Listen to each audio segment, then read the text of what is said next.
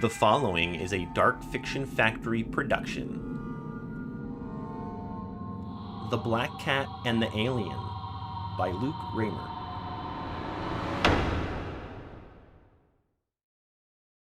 The black cat with death-white eyes sits perched on a spiraling mountain of bones, squinting up as the cosmos above her splinters into chaos.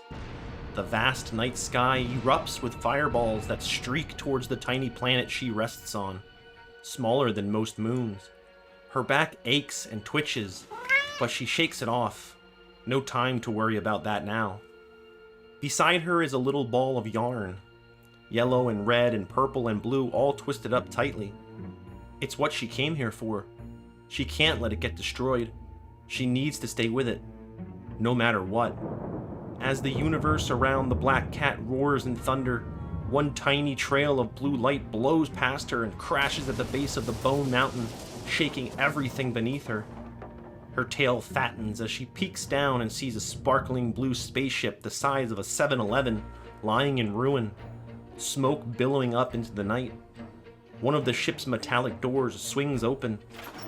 The alien crawls out of the smoking, upside-down ship, and gravity grabs him, pulling him into a web of ruptured cables. One catches him around the neck. He's dizzy and can't breathe, but he can see the fire raging in the distance, closing in. The black cat scampers down the bone mountain to the ship and studies the alien. He resembles a tall, lanky human, but with no skin. Just a smooth, filthy skull and a mouth full of crooked teeth. But most importantly, a cable is wrapped around his neck as he dangles a few feet off the ground, his boots kicking madly in the air. His sunken eyes stretch across his forehead, jet black and empty except for tiny white dots that make eye contact with the feline. He's never seen one of these fabled cats before, only heard stories about their existence. He makes a desperate gesture for help. Explosions echo from the horizon. The black cat cocks her head, squints, and considers the alien for a moment. She climbs up the ship and chews the cable relentlessly until it tears, dropping the alien to the dirt with a thud. The alien gasps a raspy gasp. It takes a few moments for him to catch his breath, but he eventually looks up at the black cat and laughs, pats her head, and thanks her. He gazes at the hellish fireworks all around and unbuttons his dingy green overcoat. Wiping the sweat from his skull face with his bony hand, he realizes how badly he's fucked up. His orders were crystal clear. He was supposed to cluster nuke the neighboring planet, Zygon, wipe it off the map because of its conservative health policies. But he had miscalculated. In other words, fallen asleep behind the wheel, and dropped the bombs on the wrong planet. This planet, a planet he knows nothing about. In his shock, he had lost control of his ship and crashed next to the black cat. The alien knows this world is doomed. It won't take long for the cluster nuke to engulf this entire space island. He reaches into his overcoat pocket and presses his distress signal button. He knows his people will come for him. They'll understand. Let him off the hook. After all, he's taken out plenty of opposing political planets with cluster nukes. This was one mistake. A fluke on an empty little world that doesn't matter anyway. The black cat plays with something at his feet. The alien reaches down and snatches it from the cat, thinking it could be valuable. But it's nothing but a stupid ball of yarn. The alien winds up and throws it. He has a good arm, and the ball of yarn flies the length of a basketball court before bouncing off the dirt. The black cat's paws spin madly, throwing up dust. She's a streaking shadow and she's on the ball of yarn, securing it between her pointy teeth. Her squinting eyes glare back at the alien. She sees the incoming wave of fire in the distance behind him. The black cat moans, turns, and begins to walk. The alien nods, good idea, and he hurries to catch up with her. They jog into the distance together, fleeing the end of the world. The black cat keeps stopping, dropping the ball of yarn to gaze at something in the distance. The alien tries to see what she's looking at, but his vision is still shaky from the crash, and not nearly as good as a feline in the dark. The alien wonders if the cat even realizes what's happening, that her world is ending. Probably not, he figures. because the feline just keeps trotting along, batting the ball of yarn ahead of them.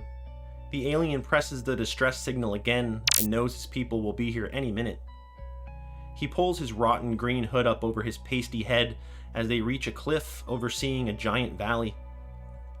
Beyond the cliff is a roller coaster high drop that equals certain death. He turns around and sees a tidal wave of fire closing in. The alien figures he might as well relax for a minute until his people rescue him. He lays on his back and looks up into the night sky. Nice and peaceful now. The planet Zygon twinkles above him, taunting him, mocking him. He takes a deep breath and rests his eyes, but something startles him. The black cat. She curls up on his chest, purring as she settles down to nap through the apocalypse. He rubs her chin and pets her back, which is covered in brittle scabs. Dumb cat, he thinks, as exhaustion overtakes him and he dozes off.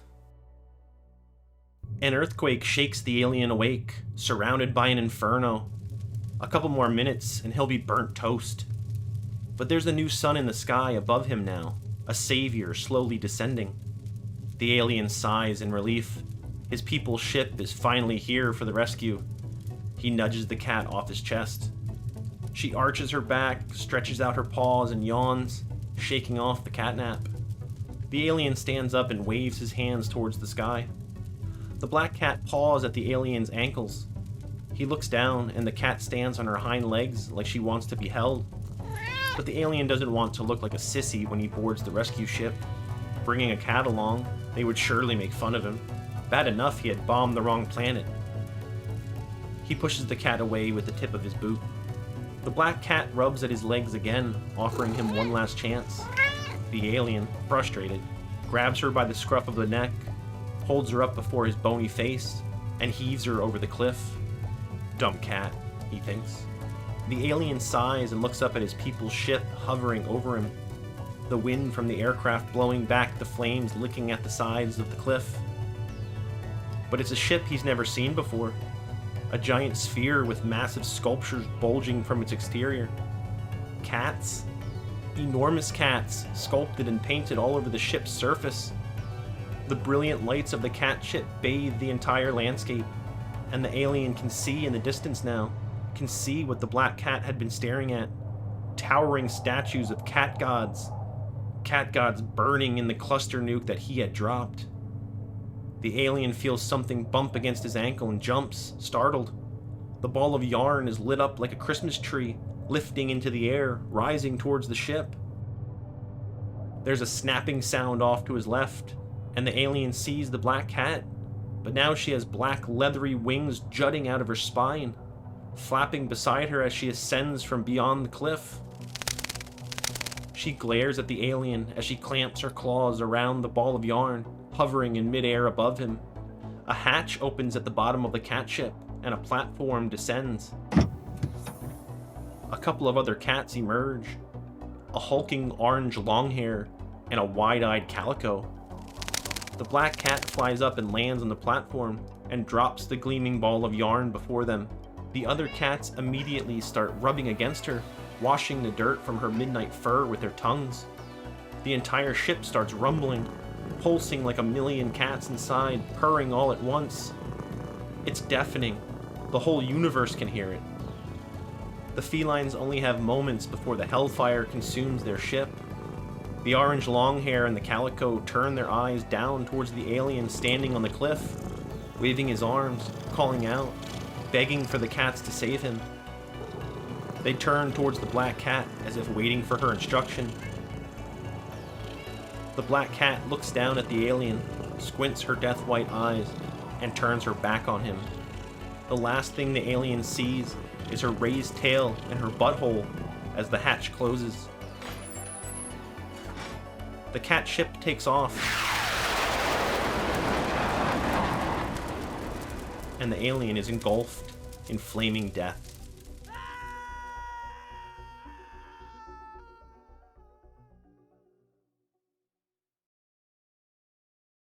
The Black Cat and the Alien by Luke Raymer.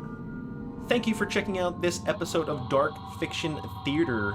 If you enjoyed today's episode, please like and subscribe.